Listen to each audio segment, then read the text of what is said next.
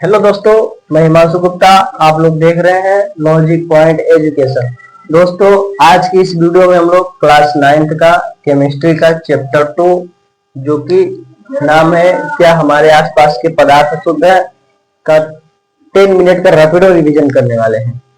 समझ सकते हैं दोस्तों, केवल 10 मिनट में सारे टॉपिक्स का डिफिनीशंस और एक्सप्लेनेशन सारे चीजें समझा देंगे आप सबको। पूरा चैप्टर कवर है ही बस इतनी ही टॉपिक में, समझ सकते हैं। देखिए, पदार्थ पदार्थ क्या होते हैं? तो पदार्थ वह होता है जो स्थान घेरता है और जिसका कुछ न कुछ द्रव्यमान होता है। ठीक है, देखिए जैसे उदाहरण के तौर पे ये मार्कर भी एक पदार्थ का हिस्सा है। मार्कर का कुछ न कुछ द्रव्यमान है और इसको जहां पर भी रखते हैं या कुछ न कुछ स्थान घेरता है, तो हम लोग कह सकते हैं कि मार्कर भी एक पदार्थ है। ठीक है दोस्तों, हालांकि पदार्थ की 3 अवस्थाएं होती हैं भौतिक तौर पे, ठोस, द्रव, गैस। तो यह मार्कर ठोस अवस्था में है। अब देखिए, पदार्थ को 2 कैटेगरी में बांट सकते हैं, एक तो शुद्ध पदार्थ, एक तो अशुद्ध पदार्थ। तो शुद्ध पदार्थ वे पदार्थ होते हैं जिसमें एक ही प्रकार के यानी समान प्रकार के परमाणु या अणुओं से मिलकर बने होते हैं। उनमें देखने में एक ही जैसे लगते हैं कि एक ही कलर है या फिर एक ही कणों से मिलकर बना है। ऐसे पदार्थों को हम लोग शुद्ध पदार्थ कहते हैं। जैसे समझिए, ये व्हाइट बोर्ड, ये पूरा पूरा सब जगह सफेद सफेद दिख रहा है ना, हम लोगों को लगता है कि केवल एक ही पदार्थ है, एक ही कणों कणों से मिलकर बना हुआ है, तो हम लोग इसे शुद्ध पदार्थ कह सकते हैं। अशुद्ध पदार्थ उसे समझिए ना जिसमें कई प्रकार के पदार्थों का मिश्रण होता है। अशुद्ध पदार्थों में कई प्रकार के पदार्थों का मिश्रण होता है और वह शुद्ध भी नहीं होता है, उसे हम लोग अशुद्ध पदार्थ बोल देते हैं। ठीक है, अब देखिए दोस्तों, शुद्ध पदार्थ को 3 कैटेगरी में बांटा गया है, तत्व, यौगिक, मिश्रण। शुद्ध पदार्थ को 3 भागों में बांटा गया है, तत्व, यौगिक, मिश्रण। तो अब सबसे पहले समझते हैं तत्व क्या है।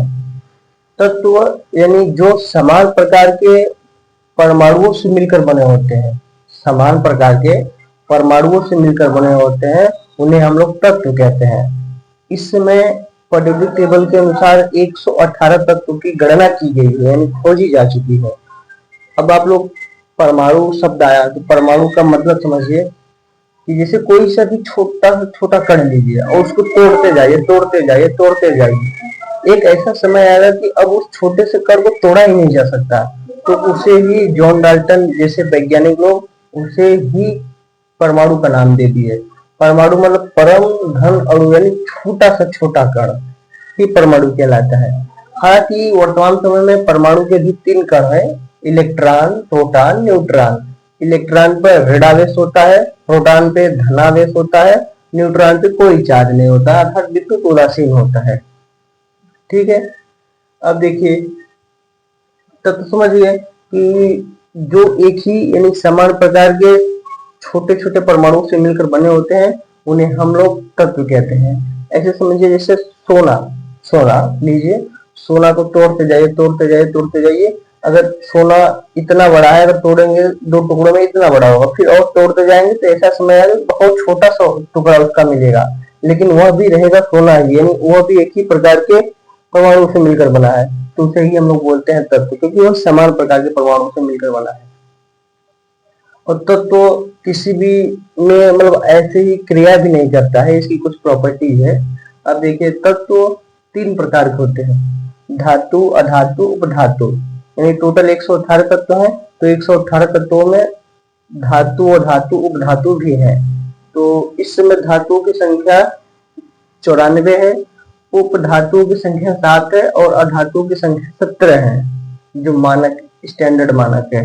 तो धातुओं की संख्या 94 में जैसे देखिए लोहा, लोहा भी एक धातु है, क्योंकि उसमें भी धातु की अगर परिभाषा दिया जाए ना तो धातु वे होते हैं जिनमें चमकदारपन रहता है, जो ठोस अवस्था में पाए जाते हैं लगभग लगभग, और जिनमें ध्वनि का गुण पाया जाता है, यानी उसको ठोकने पर उसमें से आवाज निकलती है, और उसमें आघातवर्धनीयता तथा तन्यता का भी गुण पाया जाता है। ऐसे पदार्थों को हम लोग धातु कहते हैं।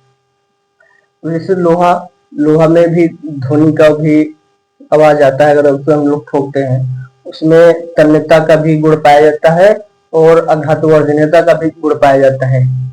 अधातुवर्जनीयता वह होता है जिसे किसी भी धातु को पीट कर हम लोग चादर के रूप में कन्वर्ट कर सके। तो लोहा को हम लोग पीटते जाते हैं तो वह चादर के रूप में घिसता चला जाता है। समझ सकते हैं, ये उसका गुण होता है धातु का। मतलब सिल्वर चांदी भी हो गया, सोडियम हो गया, एल्यूमिनियम हो गया, ये सब धातु के उदाहरण हैं। अधातु क्या होते हैं? अधातु ये होते हैं जिनमें चमकदारपन नहीं होता है, जिनमें ध्वनिक का गुण भी नहीं पाया जाता है, और इसमें अधातुवर्जनीयता तथा तन्यता का गुण नहीं पाया जाता है, बल्कि ये भंगुर होते हैं। अगर हम लोग इससे पीटते हैं तो भंगुर की तरफ बिखर जाते हैं, उसे हम लोग अधातु बोलते हैं। ठीक है दोस्तों, और अधातु लगभग लगभग गैसीय अवस्था में होते हैं, जैसे ऑक्सीजन गैस हो गया, नाइट्रोजन गैस हो गया, कार्बन, सल्फर, क्लोरीन, ब्रोमीन, ये सब के सब अधातु के उदाहरण है। उपधातु क्या है? तो उपधातु वे होते हैं जो धातु और अधातु दोनों के गुण रखते हैं, यानी दोनों के बीच की अवस्था होती है, उन्हें हम लोग उपधातु बोलते हैं। लेकिन वर्तमान समय में केवल 7 ही उपधातु हैं, जैसे boron, silicon, germanium, arsenic, antimony, tellurium, polonium, ये सब के सब उपधातु हैं। ठीक है दोस्तों, तत्व के अपन कैटेगरी समझ में आ गए। अब देखते हैं यौगिक। यौगिक यौगिक वे होते हैं ना जो 2 या 2 से अधिक अणुओं से मिलकर बने होते हैं, या परमाणुओं से मिलकर बने होते हैं, या फिर तत्वों से मिलकर बने होते हैं, कुछ भी कह लीजिए। यौगिक वे होते हैं जो 2 या 2 से अधिक अणुओं या परमाणुओं या फिर तत्वों से मिलकर बने होते हैं, लेकिन एक निश्चित अनुपात में मिले रहते हैं, एक निश्चित अनुपात में रहते हैं, तो उन्हें हम लोग बोलते हैं यौगिक। जैसे जल, जल का रासायनिक सूत्र क्या है? H2O। जल का रासायनिक सूत्र H2O है ना, तो इसमें इसे हम लोग बोल सकते हैं यह यौगिक है, क्योंकि इसमें हाइड्रोजन के 2 परमाणु और ऑक्सीजन के 1 परमाणु एक निश्चित अनुपात में मिले हैं, तब जाकर के जल का निर्माण हुआ है, तो इसे हम लोग यौगिक बोलते हैं। ठीक है दोस्तों, अब देखिए मिश्रण। मिश्रण दोस्तों उसे बोलते हैं ना जो 2 या 2 से अधिक तत्वों या यौगिकों से मिलकर बने होते हैं, लेकिन अनिश्चित अनुपात में मिले होते हैं। तो कोई निश्चित नहीं होता है कि कौन सा कितना मिला हुआ है, ऐसे ही मतलब मिले होते हैं अनिश्चित अनुपात में। जैसे से समझिए, यहाँ पे हम लोग H2O यौगिक दे दिए, तो यहाँ पे हम लोग दे देते हैं H2 + O2 2HO। अभी क्या बन गया है हमें खुद नहीं पता, तो इसे हम लोग बोलते हैं कि ऐसे मतलब जो अनिश्चित अनुपात में मिले होते हैं, तो और ये किसी एक पदार्थ का भी निर्माण नहीं करते हैं, नए पदार्थ का भी, उन्हें हम लोग मिश्रण बोलते हैं। हालांकि यौगिक और मिश्रण में अगर अंतर आ जाए लिखने के लिए, तो आप लोग ऐसे समझिए कि यौगिक वे होते हैं जो 2 या 2 से अधिक परमाणु या अणुओं से निश्चित अनुपात में मिले होते हैं। मिश्रण वे होते हैं जो 2 या 2 से अधिक परमाणुओं या अणुओं से मिलकर अनिश्चित अनुपात में मिले होते हैं। यौगिक से कोई एक नया पदार्थ बनता है, यानी जब हम लोग नया उत्पाद भी बनता है, यानी जो जब अभिकारक पदार्थों को मिलाते हैं तो कुछ न कुछ नया उत्पाद बनता है, लेकिन मिश्रण से कोई नया उत्पाद नहीं बनता है। यौगिक जो है सामान्य तौर पे उदाहरण देखा जाए तो रासायनिक अभिक्रियाओं में भाग लेते हैं, मिश्रण रासायनिक अभिक्रियाओं में भाग भी नहीं लेते हैं। ठीक है, अब देखिए दोस्तों मिश्रण। मिश्रण के भी 2 कैटेगरी है, एक तो समांगी मिश्रण, एक तो विसमांगी मिश्रण। जैसे कोई मिला रहा है, लेकिन अगर समान प्रकार के पदार्थों को मिला रहा है, भले अनिश्चित अनुपात में मिला रहा है, लेकिन समान प्रकार के पदार्थों को मिला रहा है, तो कुछ न कुछ तो बनेगा, मतलब एक ही जैसा दिखेगा मिश्रण में। जैसे आप लोग ऐसे समझिए, आप लोग लाई है, लाई ले लिए, लाई में ही लाई मिला रहे हैं, तो एक प्रकार का समांगी मिश्रण हो गया, क्योंकि देखने में तो एक जैसा है ना, मिश्रण तो हुआ है भले किसी भी अनुपात में हुआ हो, लेकिन देखने में एक जैसा है ना, समांगी है ना, उसके सभी अंग समान जैसे दिख रहे हैं ना, उसे हम लोग समांगी मिश्रण बोलते हैं। अगर वही लाई है, लाई में कोई सा नमकीन मिलाते हैं, थोड़ा या फिर ज्यादा कुछ भी अनुपात में मिलाते हैं, तो उसे हम लोग बोल देंगे विसमांगी मिश्रण, क्योंकि वह अलग अलग पदार्थों का मिश्रण हुआ है ना, 2 अलग अलग पदार्थों से। यानी समांगी पदार्थों में समान प्रकार के पदार्थों का मिश्रण होता है। अब देखिए दोस्तों, समांगी मिश्रण से हमारा विलयन बनता है। तो विलयन क्या होता है? तो दो या दो से अधिक समांगी पदार्थों के मिश्रण को, अब जब समांगी पदार्थों के मिश्रण से दो या दो से अधिक पदार्थ मिला देते हैं तो उन्हें हम लोग विलयन बोलते हैं। विलयन के भी दो कैटेगरी होते हैं, यानी विलयन जैसे जैसे पानी हो गया और ये नमक हो गया। पानी भी एक प्रकार का समझिए समांगी, अभी तो समांगी मिश्रण है नहीं, मतलब एक जैसा दिख रहा है, यानी समांगी है थोड़ा सा, और नमक भी एक जैसा है, ठीक है।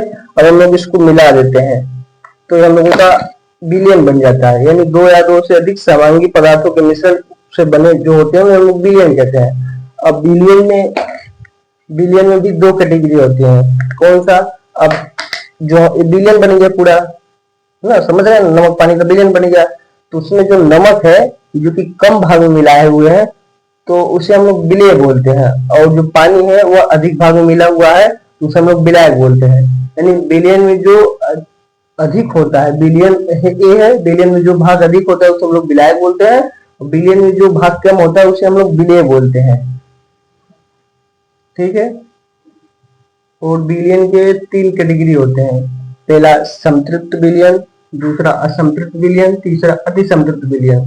तो संतृप्त विलयन वे विलयन होते हैं जिसमें विलेय पदार्थों में विलायक को और अधिक घोला न जा सके, जैसे यही हमारा पानी था, इसमें नमक मिला है, हम इसमें इतना नमक मिलाते चले जाए कि अब इसमें और अधिक नमक घोला नहीं जा सकता, तो उस समय उस अवस्था को हम लोग बोलेंगे कि यह संतृप्त विलयन बन गया है। असंतृप्त विलयन यानी संतृप्त विलयन से थोड़ा कम, यानी विलेय पदार्थों को घोला जा सकता है अभी जैसे संतृप्त विलयन है, इसमें हम और डाले तो घोला जा सकता है विलेय पदार्थ, तो उसे हम लोग बोलेंगे असंतृप्त विलयन। अतिसंतृप्त विलयन यानी संतृप्त विलयन से भी अधिक विलेय पदार्थ मिले हुए हैं, यानी भले घुले या न घुले विलेय पदार्थ, लेकिन हम इसमें डालते चले जाए, बहुत ज्यादा डालते चले जाए, यानी संतृप्त विलयन से भी अधिक विलेय पदार्थों की मात्रा मिली होते हैं तो उसे हम लोग बोलते हैं अति संतृप्त विलयन। ठीक है दोस्तों, समझ में आ गया होगा आशा करता हूँ। अब देखिए बीसमांगी मिश्रण, तो बीसमांगी मिश्रण क्या होते हैं। बीसमांगी मिश्रण वह मिश्रण होता है जिसमें दो या दो से अधिक पदार्थ तो मिले होते हैं लेकिन वे देखने में अलग अलग जैसे लगते हैं। मिले तो होते हैं दो या दो से अधिक समांगी पदार्थ, जैसे ये पानी मतलब तेल हो गया, ये पानी हो गया, हम इस तेल को इस पानी में डालते हैं, तो डालने के बाद आप लोगों को नहीं दिख रहा होगा लेकिन हमें दिख रहा है कि जो तेल है ना, तेल का बूंद ऊपर ऊपर ही दिख रहा है, समझ रहे हैं ना, ऊपर ऊपर ही दिख रहा है। इसका मतलब यह है कि वो पूरी तरह से उसमें मिला नहीं, भले दो या दो से अधिक पदार्थों को मिलाए हुए हैं लेकिन वो उसमें पूरी तरह से मिला हुआ नहीं है, एक समान जैसा नहीं दिख रहा है, तो उसे हम लोग बोलते हैं बीसमांगी मिश्रण। बीसमांगी मिश्रण दो प्रकार के होते हैं, एक तो निलंबन, एक तो कोलाइडी अवस्था। निलंबन वह होता है, मतलब निलंबन का अगर डिफिनेशन बनाना हो तो निलंबन बीसमांगी मिश्रण का ऐसा पदार्थ होता है जिनमें दो या दो से अधिक पदार्थ तो मिले होते हैं लेकिन वे असमान तौर पे दिखते रहते हैं हम लोगों को। जैसे यही हो गया, तेल और पानी का मिश्रण भी निलंबन का एक उदाहरण है। या फिर अगर पानी ले लीजिए, उसमें मिट्टी घोल दीजिए और पूरी तरह से घुला हुआ नहीं प्रतीत होता है, अलग अलग कलर में दिखता है, तो उसे भी हम लोग निलंबन बोलते हैं। ठीक है दोस्तों, और कोलाइडी अवस्था यही होता है कि हम लोग डाल देते हैं इसमें, जैसे पानी हो गया और पानी में हम लोग दूध डाल देते हैं, तो यह कोलाइडी अवस्था का एक उदाहरण है, एग्जाम्पल है। तो कोलाइडी अवस्था में भी ये होता है कि दो अलग अलग पदार्थों को मिलाते हैं, मिलाने के बाद उसमें कण पूरी तरह से घुले नहीं होते हैं। अब देखिए, जैसे कोलाइडी अवस्था के दो टाइप होते हैं, एक परिक्षेपण माध्यम, एक होता है परिक्षिप्त अवस्था। तो परिक्षेपण अवस्था परिक्षिप्त माध्यम होता है, यहाँ पे आप लोग बनाइएगा परिक्षिप्त माध्यम। तो देखिए, जैसे हम लोगों का एक पूरा के पूरा ब्रह्मांड में वायु मिला हुआ है, मतलब पृथ्वी के वातावरण में वायु है, तो वायु में अगर देखा जाए तो 78% नाइट्रोजन गैस मिला होता है और 21% ऑक्सीजन गैस मिला होता है, लेकिन यह पूरी तरह से मिश्रण का एक उदाहरण है, बीसमांगी मिश्रण का, क्योंकि हम लोगों को साफ तौर पे दिखता तो नहीं है लेकिन वैज्ञानिक लोग देख लेते हैं किसी न किसी प्रकार से कि हाँ यहाँ पे ऑक्सीजन है, यहाँ पे नाइट्रोजन गैस है अधिक मात्रा में, तो दोनों का मिश्रण जो वायु है, तो उसमें जो अधिक मात्रा में होता है, वायु में जो अधिक मात्रा में होता है जैसे नाइट्रोजन, तो उसे हम लोग प्रक्षेप अवस्था कहते हैं। और जो वायु में कम मात्रा में मिला होता है जैसे ऑक्सीजन है, तो उसे हम लोग परिचित माध्यम कहते हैं। ठीक है दोस्तों, आशा करता हूँ आपको कुछ सारे पॉइंट समझ में आ गए होंगे टॉपिक। एक बार आप लोग वीडियो को फिर से वॉच कीजिएगा, पूरी तरह से समझ में आ जाएगा, क्योंकि एकदम समझाने की हमने कोशिश किया है। थैंक यू दोस्तों। अगर वीडियो अच्छा लगा हो तो लाइक शेयर और सब्सक्राइब जरूर कीजिएगा। ऐसे ही 10 मिनट्स का रैपिडो रिविजन्स के लिए इस चैनल को फॉलो जरूर कीजिएगा। हर एक चैप्टर के हम रैपिडो रिविजन्स लाएंगे। Thank you.